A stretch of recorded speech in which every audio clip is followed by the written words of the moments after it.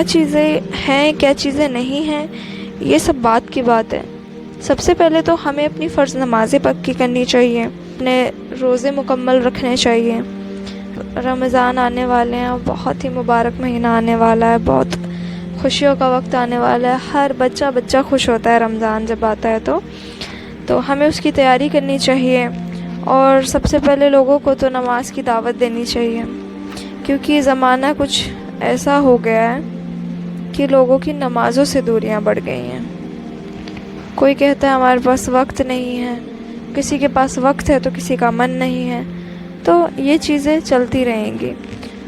لوگ تو آنا کانی ماریں گے، اختلاف جتنا چاہیں گے بڑھتا ہی جائے گا۔ تو بیسک چیزیں ہم پہلے اسلام کے بیسکس کو کلیئر رکھیں، اور اس کے بعد ہی یہ اختلاف اور ان چیزوں کو لے کر کے بات کریں۔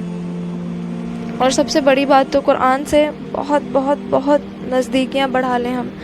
قرآن کو ڈیلی پڑھیں، ترجمے کے ساتھ پڑھیں، جب ترجمہ مکمل ہو جائے تو تفسیر پڑھیں، اور اس کے بعد میں پھر بہت ہی مختلف بکس آتی ہیں اور پھر انہیں بھی پڑھیں، کیونکہ اس سے ہمارا ذہن اور ہمارا دماغ کھلتا ہے، ہمارے سوچنے اور سمجھنے کی صلاحیتیں بڑھنے لگتی ہیں۔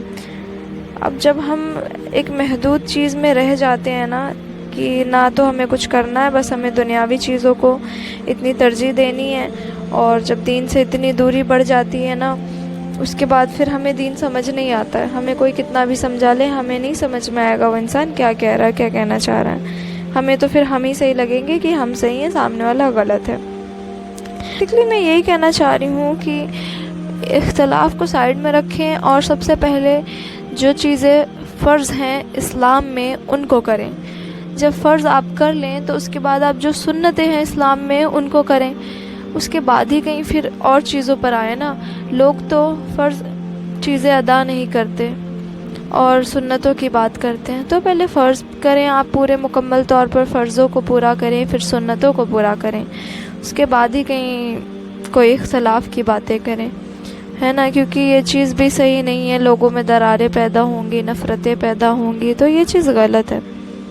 اچھی چیز ہمیں پریزنٹ کرنی ہے لوگوں کو، ایک صحیح چیز ہمیں پریزنٹ کرنی ہے لوگوں کو، تو ایسا چلتا رہا تو کیسے چلے گا؟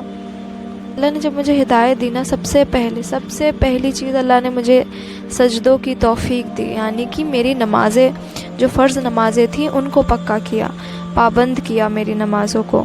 اس کے بعد پھر قرآن سے میری پکڑ ہوئی، یعنی کہ میں نے قرآن کو پکڑا، میں نے قرآن پڑھنا اسٹارٹ کی۔ اور آپ سب کو معلوم ہے، میں نے قرآن جب اسٹارٹنگ میں پڑھی تھی تو میں نے بس اس نیت سے پڑھی تھی کہ قرآن پڑھنے سے ثواب ملتا ہے اور قرآن پڑھنا چاہیے، ٹھیک ہے۔ میرے من میں یہ بھی نہیں آیا کہ اس میں کیا لکھا ہے اور کیا ہمیں سمجھنا چاہیے اس چیز کو۔ اس وقت اسٹارٹنگ میں جب ہدایت اللہ نے مجھے دی تھی 2-3 سال پہلے، تب یہ چیز مجھے سمجھ میں نہیں آئی تھی۔ میں نے صرف اتنا نمازیں پکی کی اور قرآن پڑھنا اسٹارٹ کیا۔ اچھا، میں نے 1 سال تک تو صرف قرآن کو پڑھا ہے، اور رمضان میں تو بہت لگاتار دھڑا دھڑ بالکل پڑھتے گئی۔ اور اس کے بعد میں پھر کیا کہ یار اس میں لکھا کیا ہے، پتہ ہونا چاہیے۔ پھر اردو میں مجھے وہ ٹرانسلیشن ملی، یوٹیوب پہ میں نے سنی، میں نے بہت انٹرسٹ آنے لگا اس میں دھیرے دھیرے۔ اس کے بعد خود سے پڑھنا اسٹارٹ کی، تو کافی چیزیں نہیں سمجھ میں آئی، کافی چیزیں سمجھ میں آئیں۔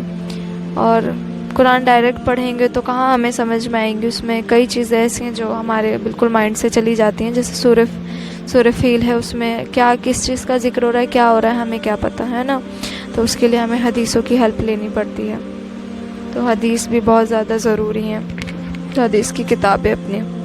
اور الحمدللہ کافی ٹھیک ہے۔ ابھی بھی میں کہوں گی مجھے علم نہیں ہے، بہت ایک ہوتا ہے نا ناخن کے برابر، بالکل ایک جو پتلا سا چاند ہوتا ہے نا عید کا، میں کہوں گی اتنا، بلکہ اس سے بھی کم، یا کہہ لیں آپ ایک زیرے کے برابر بھی ابھی علم نہیں ہے، بہت کم علم ہے مجھے۔